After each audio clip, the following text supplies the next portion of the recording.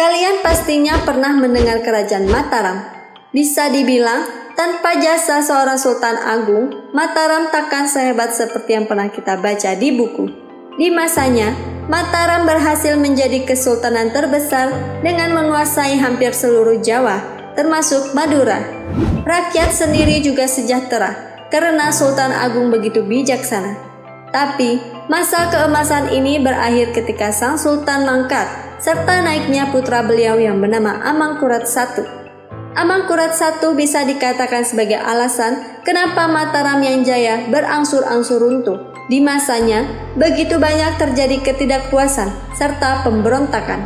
Penyebabnya adalah karena Amangkurat sendiri yang memimpin dengan cara diktator, sehingga rakyat banyak yang jengah padanya. Begitu banyak pula kekejaman yang dilakukannya. Salah satunya adalah pembantaian 5.000 ulama yang jadi tragedi paling mengerikan sepanjang sejarah Kerajaan Mataram. Selain kejam dan diktator, Amangkurat I juga melakukan banyak sekali manuver tidak cerdas, sehingga Mataram pun makin lama semakin terpuruk. Sepeninggal Sultan Agung, tak lama kemudian Raden Mas Saidin atau Amangkurat I langsung naik tahta. Di masa-masa awal kepemimpinannya, Mataram masih dalam keadaan baik-baik saja, sampai Amangkurat I mulai melakukan aksi suka-suka tanpa alasan yang jelas. Misalnya, memindah ibu kota Mataram ke Plered dan membangun istana di sana. Ibu kota sebelumnya bisa dikatakan sudah sangat stabil. Namun, Amangkurat I berdalih macam-macam, kemudian mengusung pusat kota ke tempat lain. Aksi ini kemudian menimbulkan semacam ketidaksukaan, termasuk para tokoh senior yang menganggap keputusan ini terlalu gegabah dan motifnya bukan untuk kemajuan kerajaan. Berawal dari sini, kemudian muncul bibit-bibit pemberontakan di Mataram. Aksi protes para tokoh senior ternyata membuat Amangkurat I tidak suka. Ia pun langsung memutuskan untuk menyingkirkan orang-orang yang tak sejalan dengannya. Akhirnya, dengan berbekal intrik, Amangkurat I mulai membunuhi satu persatu tokoh-tokoh berpengaruh Mataram. Tewasnya para tokoh senior membuat adik Amangkurat I bernama Raden Mas Alit tidak suka. Ia pun kemudian memberontak sejadi-jadinya.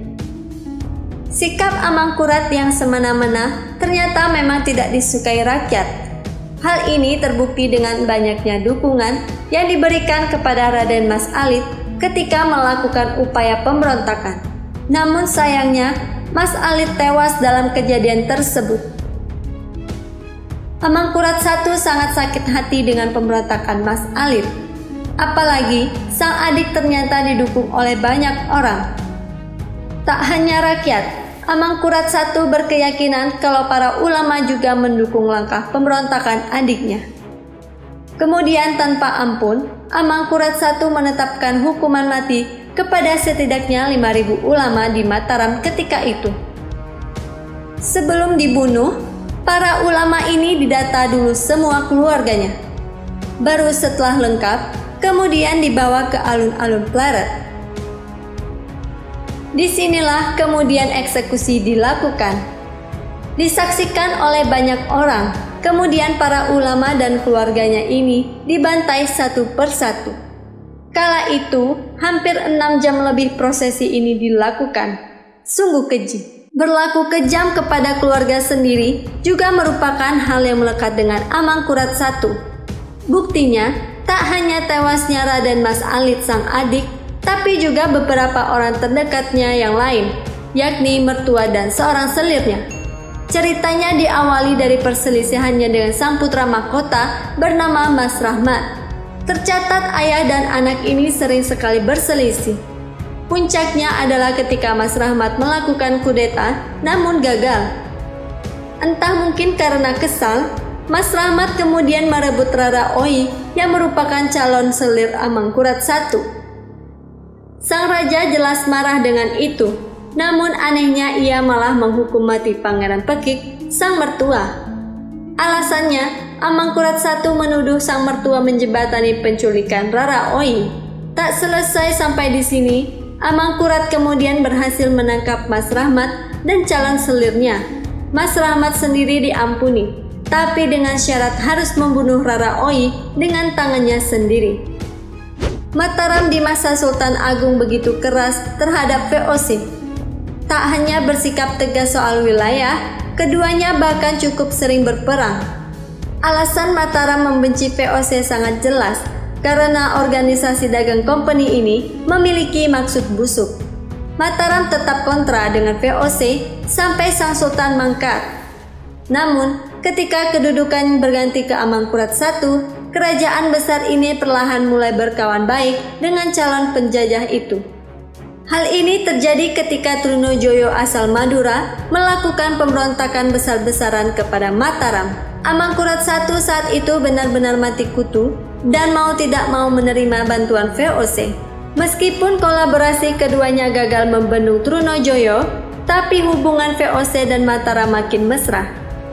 Sepeninggal Amangkurat I, Mataram makin tak terpisahkan dengan VOC. Namun, VOC sendiri saat itu memiliki posisi lebih tinggi sehingga leluasa mau mengatur Mataram sesuka hatinya. Mengenai kematian Amangkurat I, hal tersebut tak lepas dari penyerbuan Trunojoyo. Diketahui ketika hal tersebut terjadi, Amangkurat I berhasil melakukan pelarian, walaupun sebelumnya sempat mengalami luka-luka. Amangkurat I sakit parah ketika itu dan tak lama kemudian meninggal dunia. Sebagai penggantinya adalah Amangkurat II yang makin membawa Mataram ke jurang keterpurukan.